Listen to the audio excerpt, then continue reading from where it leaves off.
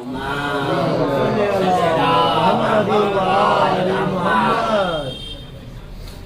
بالله من الشيطان الرجيم بسم الله الرحمن الرحيم نحمده ونصلي على رسوله الكريم وعلى الطيبين الطاهرين المعصومين أما بعد فقد قال الله الحكيم في القرآن الكريم لقد كان في قصصهم عبرة لأولي الألباب. محترم حضرات، تاریخ اسلام کے عنوان سے گفتگو چل رہی ہے. گفتگو یہاں تک پہنچی تھی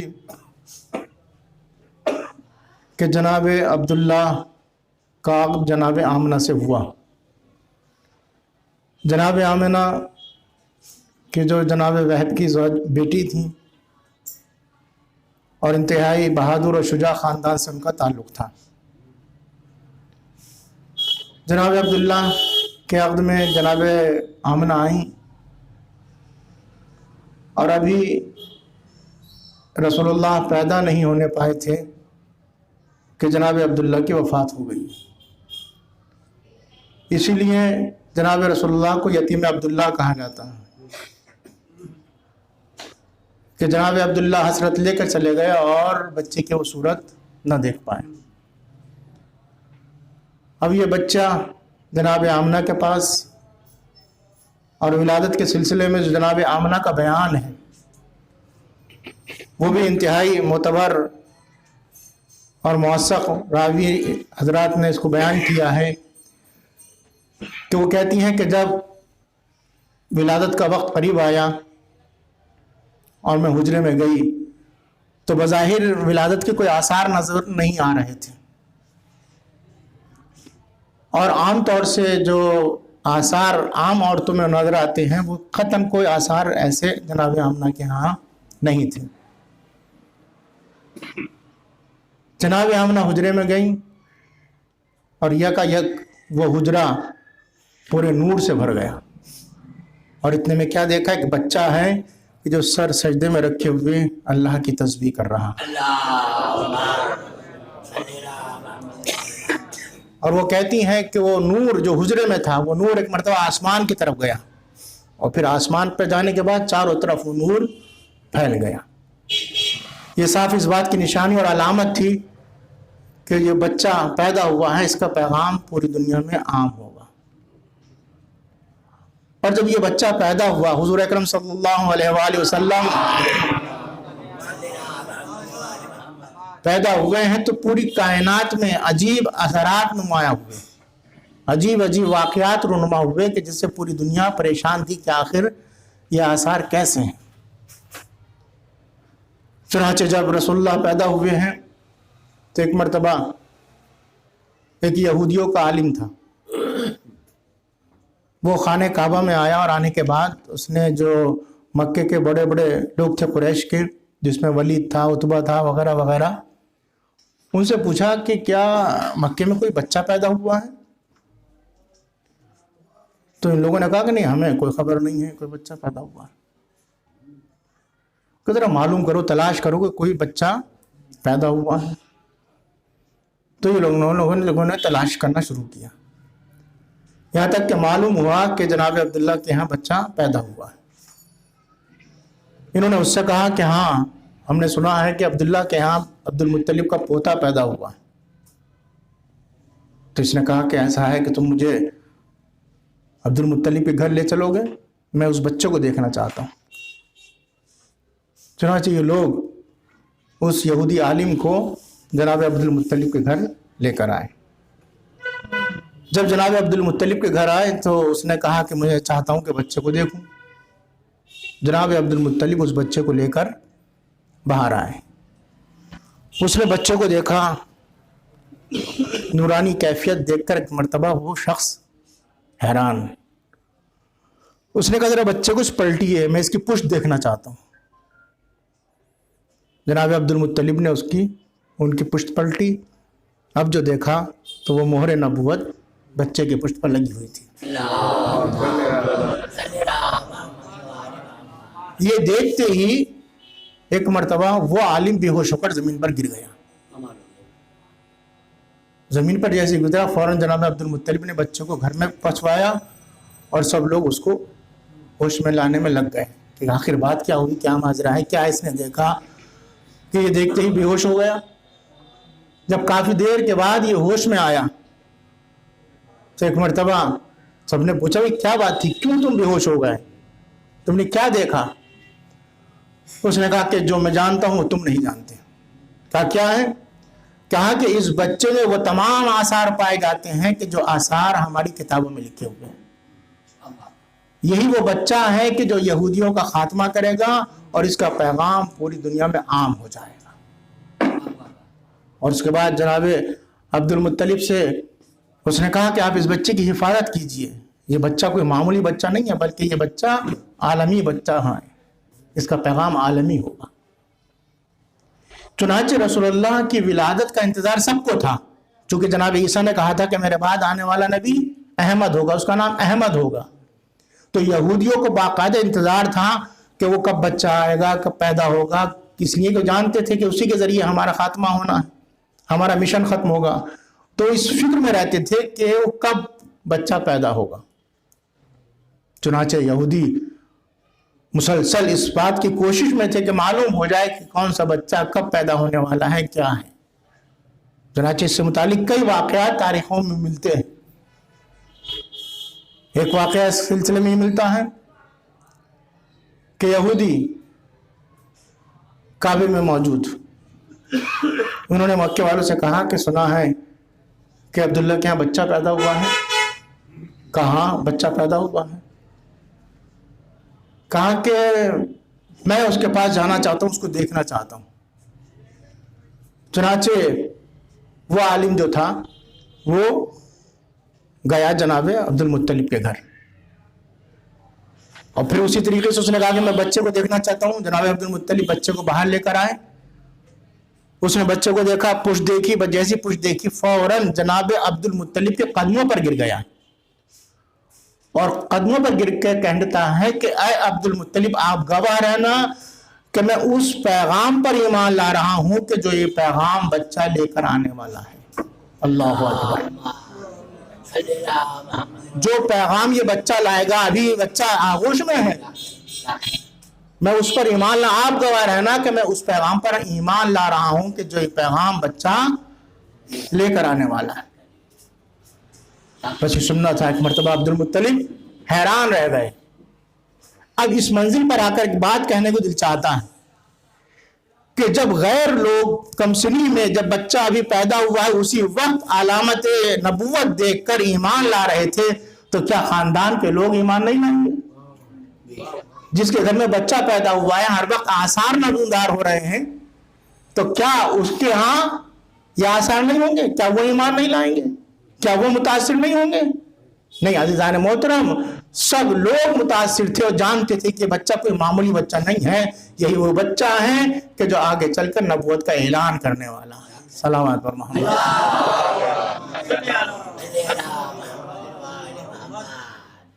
یہودی یہاں تک کہ جب حضور پیدا ہوئے ہیں تو پوری دنیا میں جو آثار نمودار ہوئے وہ کیا تھے کہ کسرا کا جو محل تھا اس کے کنگورے ٹوٹے, اس کا طاق ٹوٹا. کسرا جو عجم کا بڑا بادشاہ تھا, اس نے دریا کے کنارے ایک بہت ہی خوبصورت محل بنوایا تھا, اور بہت ہی مضبوط, بہت ہی عالیشان محل دریا کے کنارے. وہ ایک دن اپنے محل میں بیٹھا ہوا تھا, سیر کر رہا تھا, دریا کے کنارے تھا وہ محل. اس نے دیکھا یک محل کا طاق ٹوٹ کر دریا میں گرا. بس یہ سننا تھا, دیکھنا تھا. کسرا جو تھا حیران, کتنا خوبصورت, اتنا مضبوط محل میں نے بنوایا, یہ گرا کیسے؟ کسرا کے ہاں تقریباً 30-35 منجمین رہتے تھے, کاہن کہ جو غیب کی خبریں دیتے ہیں, جو بتاتے ہیں کہ کیا ہونے والا ہے, کیا آثار ہیں. تو جیسے اس نے یہ دیکھا فوراً اس نے تمام منجمین کو بلایا, اور بلانے کے بعد کہا کہ تم لوگ یہ بتاؤ کہ آخر یہ طاق کیسے ٹوٹا, اس لیے کتنا مضبوط محل میں نے بنوایا ہے.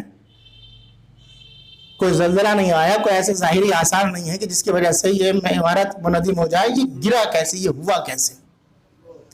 چنانچہ یہ منجمین ایک جگہ بیٹھے حساب و کتاب لگا رہے ہیں, سوچ رہے ہیں, غور کر رہے ہیں, فکر کر رہے ہیں, کچھ سمجھ میں نہیں آ رہا. اب یہ لوگ پریشان اس لیے کہ جواب دینا ہے انہیں بادشاہ کو کہ آخر کیا ہے. سب کے حساب غلط, کچھ سمجھ میں نہیں آ رہا ہے کہ ہوا کیا. چنانچہ یہ لوگ بادشاہ کے پاس آئے کسرا کے, اور کسرا سے کہا کہ صاحب ہمیں نہیں معلوم, ہمارا حساب کتاب سب فیل ہوا جا رہا ہے, کچھ نہیں معلوم کہ آخر وجہ کیا. ان میں ایک جو بہت بڑا منجم تھا جس کا نام تھا صاحب, اس کو اس نے بلایا, اور بلانے کے بعد کہا تم حساب لگاؤ, تم بتاؤ کہ آخر یہ کیا وجہ ہوئی. صاحب نے اپنا حساب و کتاب نکالنا شروع کیا. ایک دن صاحب ایک بلندی پر بیٹھا ہوا تھا. اس نے دیکھا کہ حجاز کی طرف سے, مکی کی طرف سے ایک روشنی چلی آ رہی ہے, اور وہ روشنی جو تھی مغرب کی طرف, مشرق دمال شمال, پوری دنیا میں وہ روشنی چاروں سمتوں میں پھیل گئی. اور وہ صاحب پریشان کہ آخر کیا میں نے دیکھا, کیا صورت ہے. وہ اس نتیجے پر پہنچا یقیناً آج اس دنیا میں کوئی ایسا بچہ پیدا ہوا ہے کہ جس کا پیغام عالمی ہونے والا ہے. یا تو کوئی نبی ہے یا کوئی ولی ہے جو آج پیدا ہوا. اس نے یہ حساب لگایا, اور اس حساب سے اس کو بات معلوم ہو گئی تھی کہ ہاں یہ بچہ جو ہے, یہ بچہ حکومت کے زوال کا سبب بنے گا. لیکن وہ اتنی ہمت نہیں کر پا رہا تھا کہ جا کر بادشاہ سے کہیں کہ صاحب بچہ پیدا ہوا ہے, کہ نبی پیدا ہوا ہے کہ جس کی وجہ سے تمہاری حکومت زائل ہو جائے گی. وہ آیا اور آنے کے بعد کہا کہ میں نے حساب و کتاب لگایا ہے, اس سے محسوس یہ ہوتا ہے کہ دنیا میں کوئی نبی, اللہ کا نمائندہ کوئی پیدا ہوا ہے. اس لیے کہ میں نے محل کے اوپر بیٹھ کر دیکھا کہ ایک نور تھا کہ جو حجاز کی طرف سے چلا, مکے کی طرف سے, اور پوری دنیا میں وہ نور پھیل گیا. تو اس کا مطلب یہ ہے کہ جو بچہ پیدا ہوا ہے اس کا آثار جو ہیں, اس کی تعلیم جو ہے, اس کا پیغام جو ہے, وہ پوری دنیا میں پھیل جائے گا. اتنی بات کہی, یہ نہیں کہا کہ تمہاری حکومت کا زوال بھی اسی سے ہوگا. کسرا نے جب سنا تو وہ بھی حیران, وہ بھی منتظر کہ آخر کون بچہ پیدا ہوا ہے. چنانچہ رفتہ رفتہ یہ بات عرب میں پھیلنا شروع ہوئی کہ عبداللہ کے یہاں بچہ پیدا ہوا ہے, عبد المطلب کا پوتا پیدا ہوا ہے, کہ جس کی وجہ سے یہ پورے آثار دنیا میں نظر آ رہے ہیں.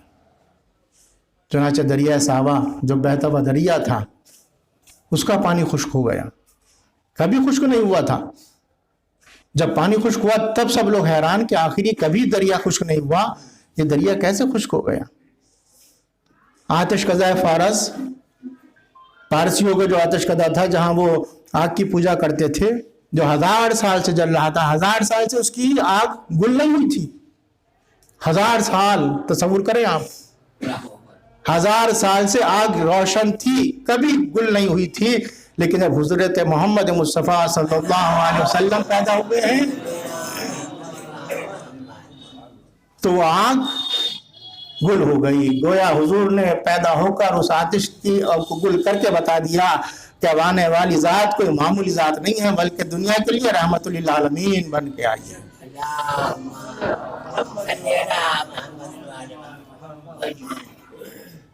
تو یہ تمام آثار پوری دنیا میں نمودار ہوئے حضور کی ولادت کے بعد. حضور ابھی 6 مہینے کے تھے کہ 6 مہینے میں جناب آمنہ کی بھی وفات ہو گئی. اب آپ دیکھیں کن حالات سے رسول اللہ گزر رہے ہیں. اولاً باپ دنیا سے اٹھ گئے, اور ابھی 6 مہینے کا بچہ جو ابھی گود میں ہے اس کی ماں بھی دنیا سے اٹھ گئی. اب یہ ذرا غور کرنے والی بات ہے کہ جس اللہ کو جس بچے سے اتنا بڑا کام لینا ہے, آپ دیکھیں غور کریں, اللہ کو اس بچے سے کتنا بڑا کام لینا ہے, لیکن یہ محل آزمائش میں کب سے ہے یہ بچہ کہ یتیم پیدا ہوا, جبکہ یتیم کی عرب معاشرے میں کوئی حیثیت نہیں تھی. ذلیل ترین انسان, بہت ہی بےکس مفلس انسان سمجھا جاتا تھا جو بچہ یتیم ہوتا تھا. تو اللہ کو اتنا بڑا کام لینا اپنے رسول سے. ابھی رسول پیدا نہیں ہو پائے کہ باپ کا سایہ سر سے اڑ گیا. یہیں پر آپ دیکھیں کہ میراث کا مسئلہ ہے ہمارے ہاں. میراث کا مسئلہ کیا ہے شریعت میں؟ کہ اگر دادا کی موجودگی میں باپ کا انتقال ہو جائے تو پوتا ناحق ہو جاتا ہے. ٹھیک ہے نا. یہ بہت سے لوگ اعتراض کرتے ہیں کہ صاحب یہ تو ظلم ہو گیا, یہ تو زیادتی ہو گئی کہ صاحب بچہ جو ہے وہ ناحق ہو گیا, جبکہ اس کو پیسے کی ضرورت ہے, مال کی ضرورت ہے, دولت کی ضرورت ہے, وہ ناحق, اور صاحب دادا جو ہے اس کا وارث بن رہا ہے. اس مسئلے سے سب سے پہلے کون دو چار ہوا؟ رسول اللہ. اس لیے کہ دادا موجود تھے جناب عبد المطلب, ان کی زندگی میں جناب عبداللہ کی وفات ہو گئی تو رسول اللہ میراث سے محروم ہو گئے تھے. آج ہم بے باک ہو کر تبصرہ کرنا شروع کر دیتے ہیں, ارے صاحب اسلام کا یہ کیسا حکم ہے, یہ کیسی حکم ہے کہ صاحب بچہ جو ہے وہ ناحق ہو جائے جبکہ پیسے کی ضرورت ہے. خبردار, کچھ بولنے کی ضرورت نہیں ہے. اللہ نے سب سے پہلے جو احکام سب کے لیے نازل کیے ہیں وہ سب سے پہلے اپنے رسول پر اس نے لاگو کیے ہیں کہ تمہارا بچہ بعد میں ناحق ہوگا, میرا رسول پہلے ہی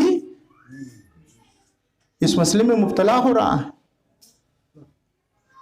ایک بات. دوسری بات کہ ہم اگر کوئی دین کا کام کرتے ہیں تو چاہتے یہ ہے کہ اللہ فوراً ہم کو اس کا بدلہ دے دے. ٹھیک ہے نا. کوئی بڑا کام بھی نہیں, اگر 5 وقت کی پابندی سے نماز بھی پڑھ رہے ہیں تو اب ہم یہ چاہتے ہیں کہ ہماری زندگی پرسکون گزرے, کوئی پریشانی, کوئی آفت, کوئی زحمت ہم کو نہیں ہونی چاہیے. اکثر لوگ آتے ہیں نا مولانا ہم تو شریعت پر پابندی سے عمل کرتے ہیں, نماز بھی پڑھتے ہیں, روزہ بھی رکھتے ہیں, سب کچھ کرتے ہیں, پھر بھی پریشان ہیں. بجائے یہ حادثہ ہو گیا, یہ حادثہ ہو گیا, یہ حادثہ ہو گیا. ہم جو ہے فوراً ریٹرن چاہتے ہیں, جو بھی عمل خیر کریں گے فوراً چاہتے ہیں کہ اللہ فوراً اس کا ہم کو بدلہ دے دے, اجر دے دے. اب آپ دیکھیں کہ رسول اللہ سے کتنا بڑا کام لینا تھا اللہ کو, تو اصولاً کیا تھا؟ اصولاً یہ تھا کہ تمام فیسلٹی اللہ رسول اللہ کو دیتا. ٹھیک ہے نا. کیوں؟ اس لیے کہ عالمی پیغام ان کو پہنچانا ہے, پوری دنیا میں پیغام ان کو دینا ہے. جو بچہ بچپنے سے یتیم ہو اس کی ٹینشن کا کیا عالم ہوگا؟ جو بچہ 6 مہینے میں ماں کو چھوڑ دے, ماں دنیا سے چلی جائے, تو اس بچے کا کیا حال ہوگا جس کا نہ باپ نہ ماں, اور اللہ کو اس سے اتنا بڑا کام لینا. ذرا سوچئے, یہ ہم فوراً تبصرہ کرتے ہیں کہ اللہ نے انصاف نہیں کیا, کون پالے گا. اب سوچئے ہمارے ہاں کوئی حادثہ ایسا ہو جاتا ہے تو ہر انسان کی زبان پر یہ ہوتا ہے, ارے صاحب اب بتائیے کون پالے گا اس بچے کا, کون ذمہ دار ہے, کون کیا کرے گا, اب کیا ہوگا. آپ کون ہوتے ہیں اس پر سوچنے والے؟ خالق وہ ہے, اس نے پیدا کیا ہے تو رزق بھی اس نے وعدہ کیا ہے وہ کھلائے گا. اس نے اپنے رسول کو یتیم پیدا کیا, 6 مہینے میں ماں بھی ساتھ چھوڑ کر چلی گئی. اور کتنا بڑا کام لینا ہے, اور معاشرہ کیسا جاہل معاشرہ ہے کہ جہاں پر رسول کو بھیجا ہے. یہ بتانے کے لیے دیکھو جس سے میں کام لیتا ہوں اس کے یہاں قطعاً زبان پر شکوہ نہیں, گلہ نہیں کہ پروردگارہ تو مجھ سے کام لے رہا ہے, ساری زندگی میری پریشانیوں میں ہے, بچپن سے میں پریشان ہوں. بچپنے سے جوانی جب تبلیغ شروع کیا تھا کیا سکون مل گیا رسول اللہ کو؟ روزانہ زحمت, روزانہ پریشانیاں, بچپن سے لے کر پوری زندگی حضور کی کہاں میں گزری ہے؟ پریشانیوں میں, زحمتوں میں, مشکلات میں. جو خالص اللہ کا کام کر رہا تھا تو اللہ کو سب سے زیادہ فیسلٹی اپنے رسول کو ذہنی چاہیے تھی, لیکن نہیں. یہ ابتلا ہے, امتحان, دنیا کو بتانا ہے کہ نہیں میرا رسول اخلاق کردار کے اس اعلیٰ درجے پر فائز ہے کہ کتنی بھی زحمتیں برداشت کر لے گا لیکن زبان پر شکوہ نہیں آئے گا. ہر حال میں اللہ کا شکر ہے, ہر حال میں شکر ہے. اب پرورش کون کر رہا ہے؟ تمام چیزیں غور کرنے والی ہیں. تاریخ اسی لیے عبرت ہے تاکہ انسان اس سے نصیحت حاصل کرے. کہ کبھی بھی ہمارے دل میں یہ جذبہ نہیں ہونا چاہیے کہ اللہ ہم کو فوراً بدلہ دے. ہم شریعت پر عمل کر رہے ہیں تو ہم کو کوئی پریشانی ہونی نہیں چاہیے. نہیں, اگر پریشانی ہے تو کوئی بات نہیں, اللہ اسی کو دیکھنا چاہتا ہے.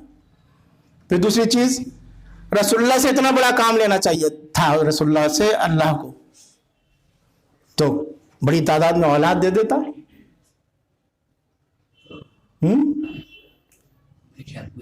جس سے اتنا بڑا مشن جس کو چلانا ہے تو اس کو سب سے پہلے کیا چاہیے؟ اولاد چاہیے. بچے ہوئے، بچپن ہی میں دنیا سے رخصت ہو گئے. ایک بیٹی، اگر اللہ 8-10 جوان بیٹے دے دیتا اور رسول اللہ کے ساتھ چلتے اور بہترین طریقے سے تبلیغ کرتے تو کتنی آسانیاں ہوتی رسول اللہ کے لیے. رسول اللہ کے ساتھ کوئی بیٹا بھی تو نہیں تھا کہ اس سے کچھ مدد مل جاتی. یہ تمام پوائنٹ وہ ہیں جو غور کرنے والے ہیں. کیا اللہ نہیں دے سکتا تھا؟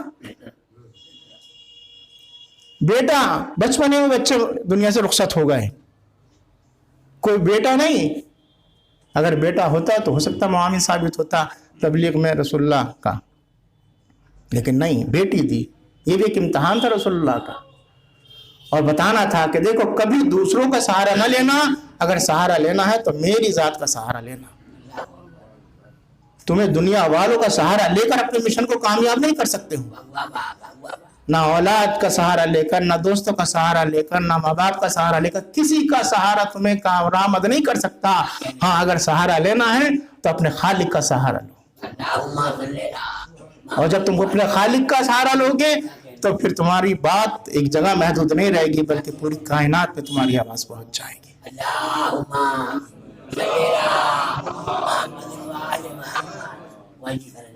جبکہ اسی معاشرے میں رسول اللہ کو ابتر کا طعنہ دیا جا رہا تھا کہ ان کی نسل خطا ہو گئی. جب بچے مسلسل دنیا سے جانے لگے تو لوگ کہنے لگے تو ان کی نسل خطا ہو گئی، لا ولد، ان کی اولاد ہی نہیں ہے، ان کا مشن ختم ہو جائے گا، ان کا پیغام مٹ جائے گا. اللہ نے کہا اچھا تم اس بات پہ خوش ہو رہے ہو کہ ان کی اولاد نہیں ہے، مر گئی تو ان کا پیغام ختم ہو جائے گا. یاد رکھو، پیغام افراد کے ذریعے نہیں چلتا ہے بلکہ انسان کے خلوص سے چلا کرتا ہے. اگر انسان کی نیت اچھی ہے، انسان کے اندر خلوص پایا جاتا ہے تو یقیناً اس کا پیغام کامیابی سے ہمکنار ہوتا ہے. اور جب انہوں نے طعنے دیے، ابتر کا طعنہ دیا، تو اللہ نے صرف ایک بیٹی دی اور ارشاد ہوا انا اعطیناک الکوثر. اے میرے حبیب، یہ آپ کو ابتر کہہ رہے ہیں، ہم آپ کو کوثر عطا کر رہے ہیں.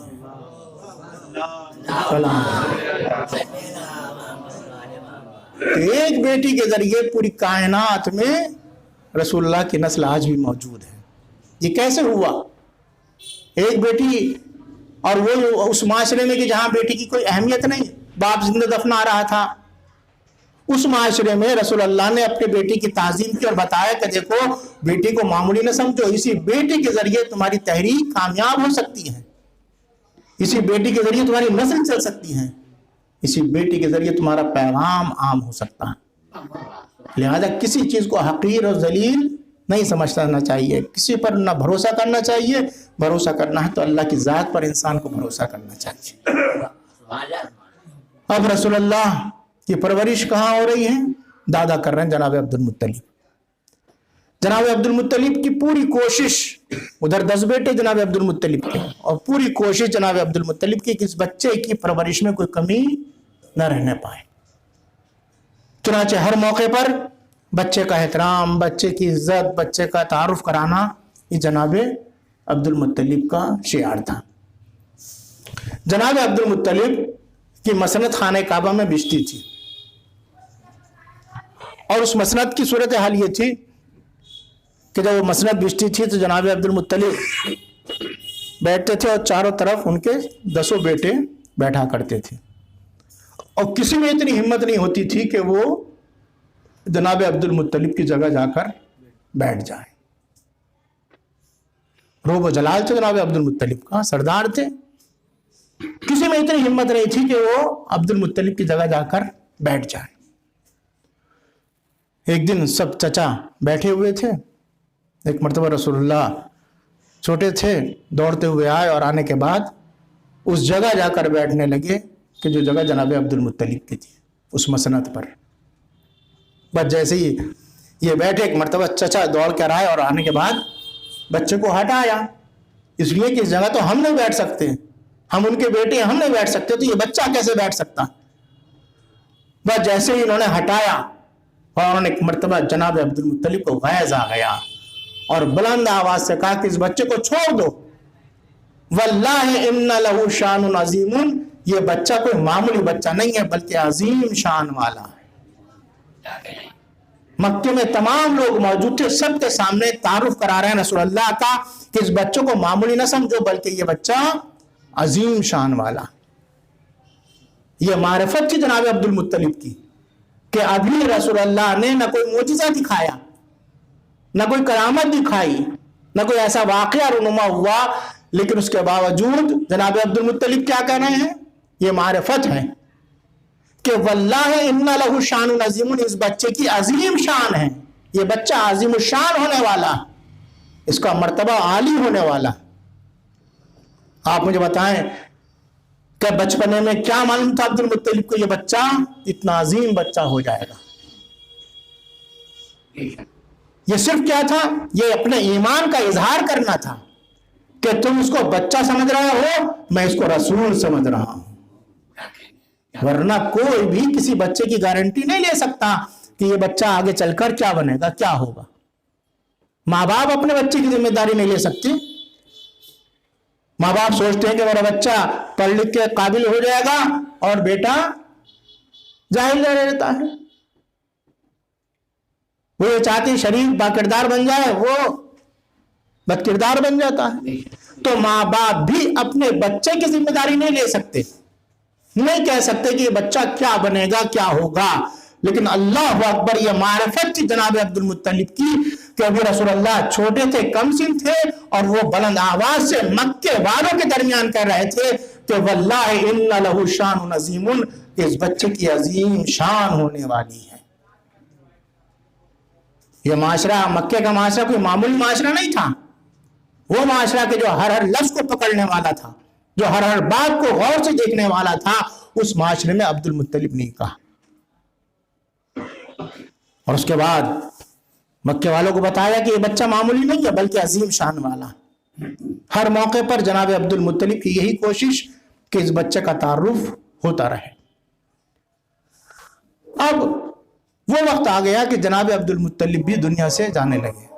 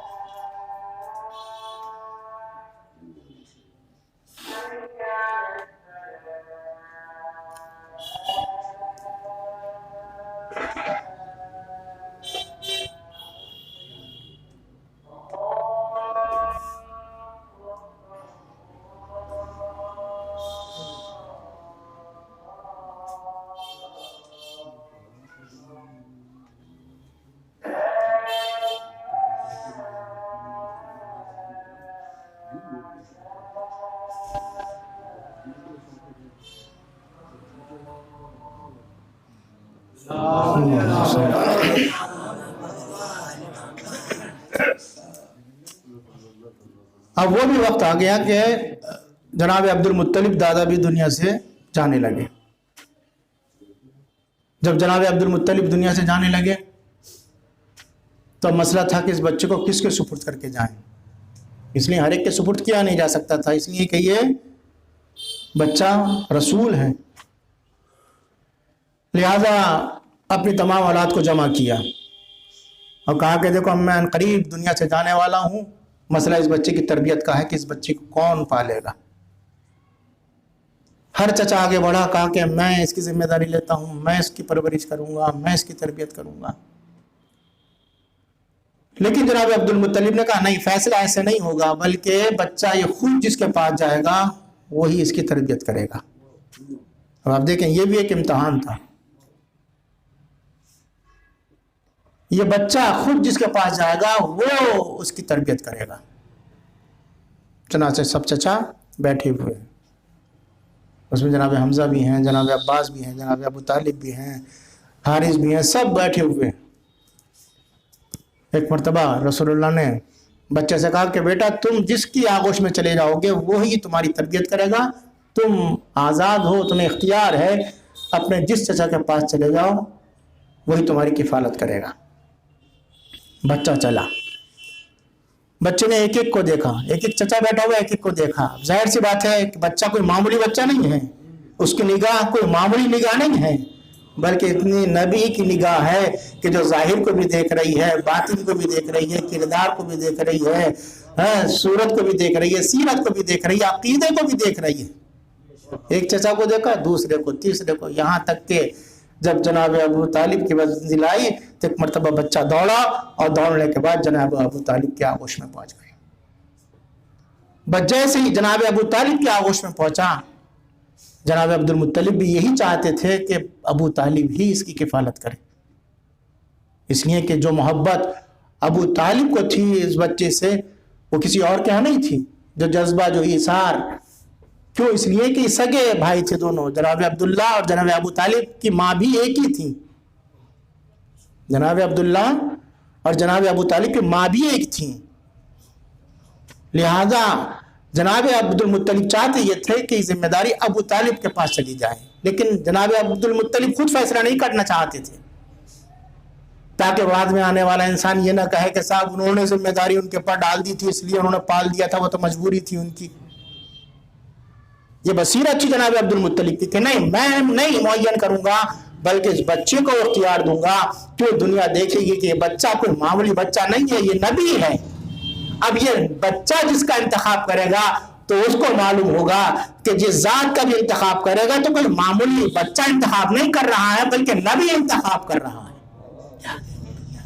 ابو طالب کا انتخاب کسی بچے نے انتخاب نہیں کیا ہے بلکہ نبی نے انتخاب کیا ہے۔ تب نبی جس کا انتخاب کرے اس کے نہ عقیدے پر بحث کی جا سکتی ہے، نہ ایمان پر بحث کی جا سکتی ہے، نہ اس کے کردار پر بحث کی جا سکتی ہے۔ اور جب ابو طالب کی آغوش میں یہ بچہ آیا ہے، بیٹھا ہے، تو فوراً جناب ابو طالب خوش ہو گئے، اللہ کا شکر ادا کیا، اور اس کے بعد پھر جناب عبد المطلب نے جو وصیت کی ہے کہ بیٹا اس بچے سے خبردار رہنا، یہ بچہ معمولی بچہ نہیں ہے، یہ بلکہ ہدایت کا مینارہ ہے، یہ بچہ عظیم پیغام لے کر آیا ہے، اس کا پیغام عالمی ہونے والا ہے۔ اور اس کے بعد عبد المطلب نے کہا کہ دیکھو جو یہ پیغام دنیا کے سامنے پیش کرے اس پیغام کو تم قبول کرنا۔ یہ بات سب کے لیے تھی، جتنے بھی چچا موجود تھے سب سے کہہ رہے تھے کہ یہ بات جو یہ پیغام لے کر آئے، جو بات یہ کہے گا اس کو سب کو قبول کرنا ہے، اس لیے کہ اس کے پیغام ہی میں نجات ہے۔ اگر تم اس کا کہنا مانو گے تو دنیا میں بھی کامیاب رہو گے اور آخرت میں بھی کامیاب رہو گے۔ بس بات کو یہیں روکتے ہیں، پھر انشاءاللہ گفتگو آگے بڑھے گی کہ جناب رسول اللہ صلی اللہ علیہ وسلم جناب ابو طالب کی کفالت میں کس طرح رہے۔